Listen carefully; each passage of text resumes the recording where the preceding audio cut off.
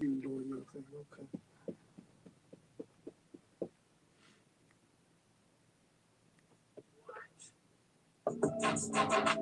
This is HDubPower105.com.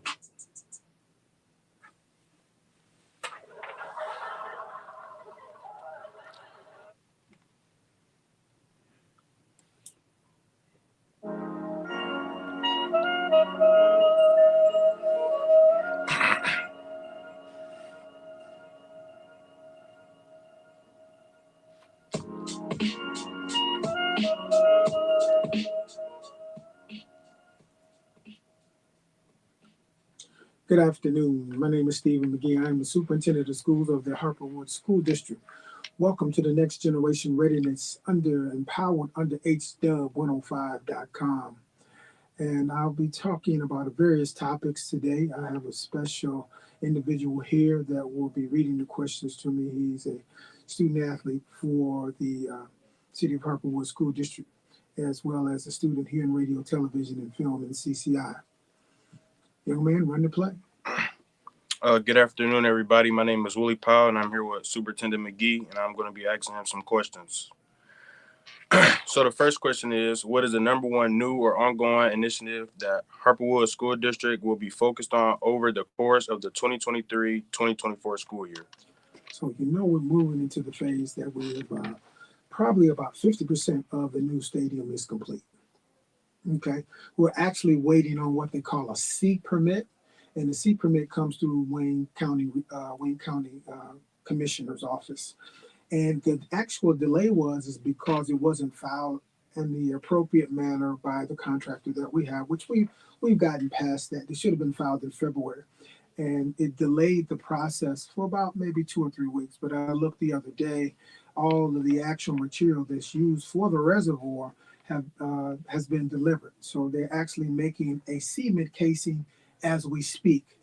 And that cement casing, the plastic fiber optics will be placed inside of the cement casing. And it's a flood reservoir. We know that Harper Woods is a flood zone. So that reservoir was mandated by the state of Michigan that to make sure that we are able to contain that water so it doesn't flood the actual, go through the actual city system.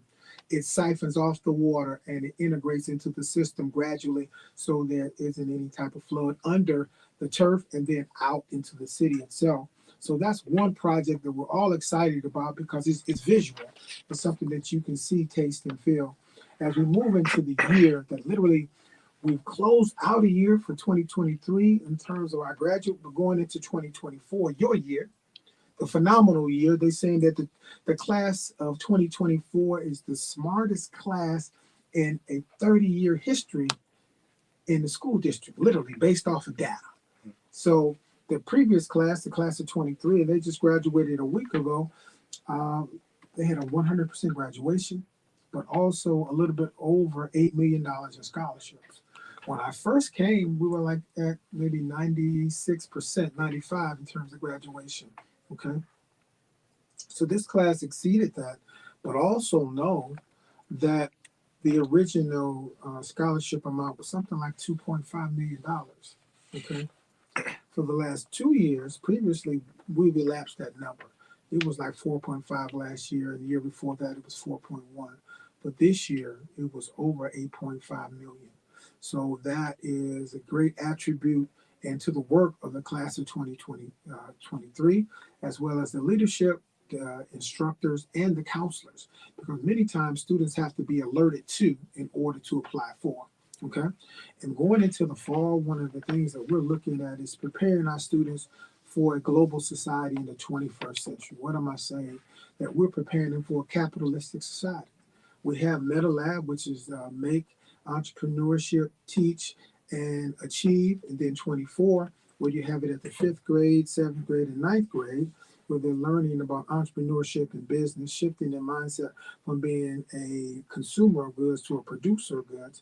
Well, the program that we're going to introduce in the fall focuses on financial literacy, much more in depth in terms where it's focused on the 6th grade, 8th grade, and the 10th grade. So we're excited about that. We're going to also open up our construction trades program. So our construction trades program The board will allow us to purchase those containers, and the kids that are in construction trades, they will be converting those containers into homes as well as a portion of our field house, okay, and moving forward. So they're going to get the level of experience that they need in terms of electrical and construction and plumbing and welding. At the same time, being able to leave a legacy of building those houses and the field house here in Harper Woods, and they will be sold. So we're also excited about that as well. So my next question for you is, have you noticed a correlation between parent engagement and student outcomes in Harper Woods School District? Well, parents are pivotal. It starts at home first. Just know this, that parents are the first teacher of the children. Students learn how to speak by what they hear, but long before they come to school, they learn how to walk and talk and act based off what they see. So the household is a microcosm of how a student engages in an educational institution. I tell parents all the time, even from the time that I was principal in DPS, that literally you come to school every single day with your child, whether you come into the building or not. They are an outward sign of your inward grace. So yes, the increased level of engagement through technology and that with the builder level leader and the principal and the teachers, it always lends toward the tapestry of success. Do we need more? Yes. We do need more because, parents literally, and this is the way society has been working the last 100 years, that schools are set up in a format where parents drop them off in the morning, then parents go to work. Well, when you do that at an early age, you go into a babysitting service. Okay. What we cannot fall into the conundrum of that being a continuous process. Okay. That means that we got to move toward flex hours because the lifestyles of our current customers and clients, our students, it's shifted. Okay. So that means that, we're going to have those flex hours. We have to be able to offer special programs, and parents need to be knowledgeable of what's being offered that's going to better assist their child in their maturation and growth. My third question is, what steps have you taken or plan on taking to prepare students for life in the digital age? Well, mind you, everything around you is digital. I mean, we got a 2-to-1 ratio with laptops and computers and everything. It's really, because a lot of times people confuse, just because you have the equipment doesn't mean you know how to use it appropriately and properly. Mm-hmm. And that's the piece that we're beginning to focus more on, because in every program that we have in CCI, they're technology driven. Okay, there was an old school way of doing it, and now we're doing it and utilizing technology and the industry standards to prepare students for the industry itself, i.e. what's happening right here, right now, in radio, television, and film in this studio. We have, software, you got the Macs, you got these different apparatuses that's here in front of you and what you're using now. All of these are microcosms of technology. So preparing students for the 21st century and use of technology in a digital world is the fact that you have to have hands-on. You have to literally be hands-on in the process in order for you to learn how to utilize them. Okay, my next question. The state of education is consistently changing. What is one recent trend you think will have a major influence on school districts in the years to come? AI. ChatGPT. Literally, they have created an industry that they're stating that will take the place of 90 million jobs with AI easily. But also in taking the place of 90 million jobs, it will develop 90 million jobs. What we have to do is make sure that our students are prepared to be in that market of the 90 million jobs that will be developed. Okay, so it's almost like a tsunami, meaning that it starts with a crack in the floor, in the floor of the sea or the ocean. Once that crack develops from a volcano, the actual sea itself is engorged. Okay, and then it's regurgitated out, and then that's when the tsunami starts. Well, that's what technology is. because it's a flood of information, but it's a flood of usage. And then that's what AI is. It's a flood of information, it's a flood of usage, but it's also artificial intelligence. So in AI, it can think for itself.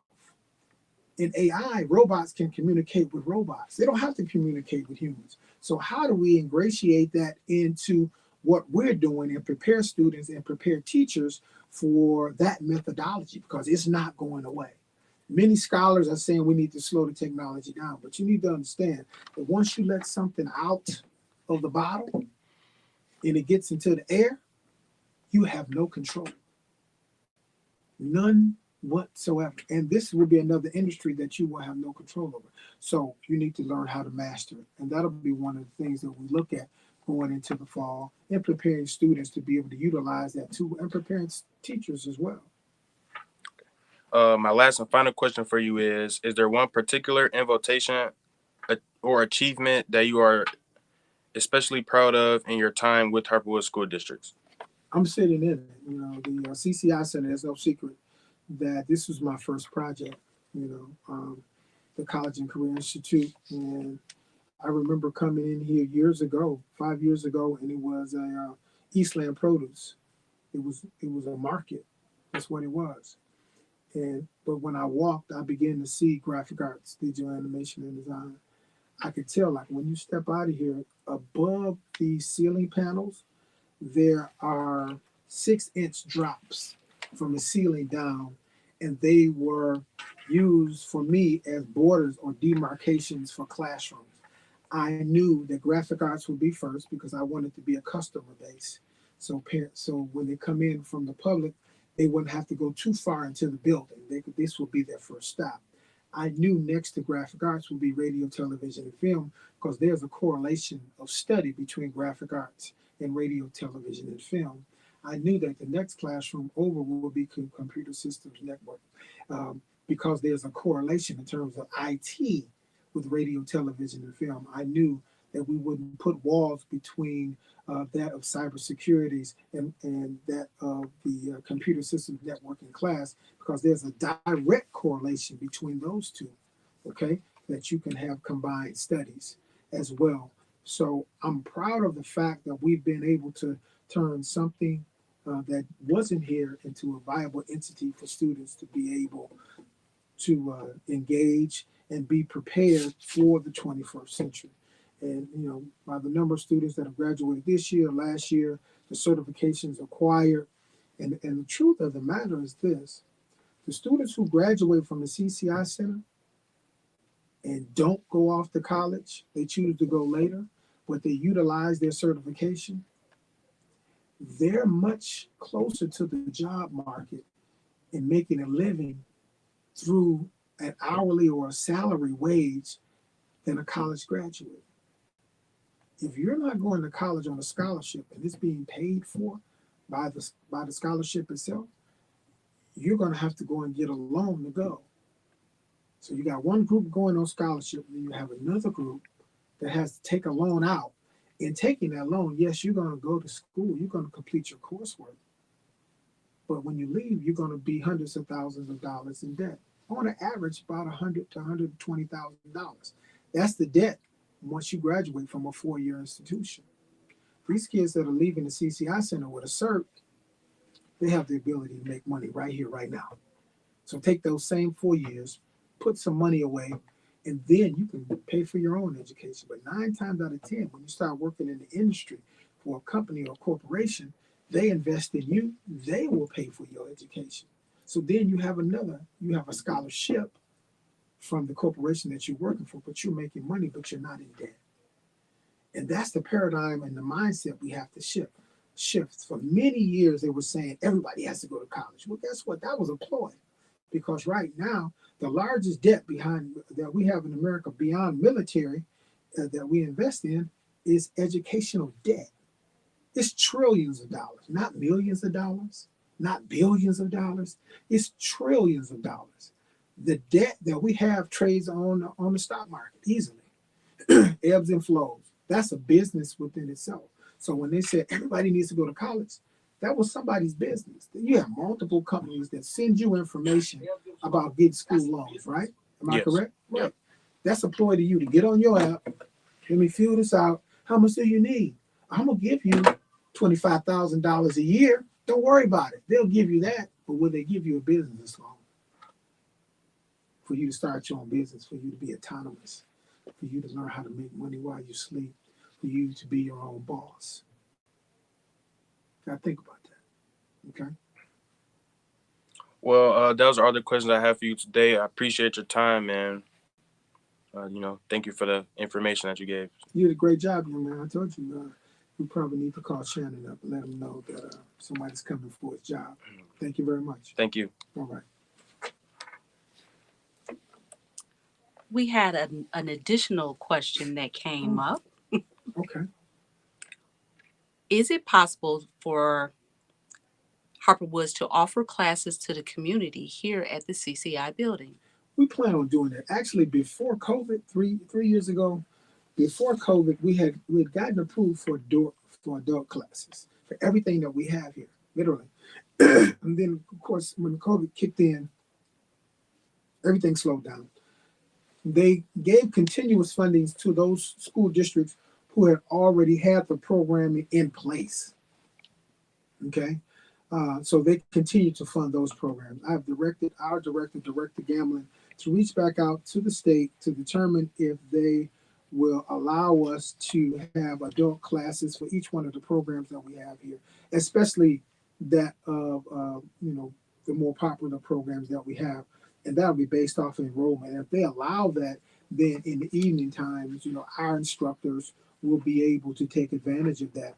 That is a goal. Literally, that's a primary goal, to be able to offer certifications to adults in each one of these programs, and that is a ploy for the market itself. Because that will allow flexibility and choice to adults to change their trajectory, and then also that changes the household trajectory as well in terms of income. People can be stuck into a dead end position or a dead end job, and then you get a certification that allows you to have a level of trajectory. It looks like our time is coming to an end. Is there anything else that you would like to say? I'm fine. We are rapidly closing out the school year. The class of 2023, they've graduated. Officially, the class of 24, you're on the stage next. You're on the deck. It's your time. I want you to all to make that year a special year. Continue your academic prowess, because you've been doing that actually since the 9th grade. This is the most academically and the most athletically talented class in 30 years in Harper Woods. So I'm expecting great things. And I have a couple of surprises as we move along coming into fall that you all will be ecstatic about. I can say that. Okay. Okay.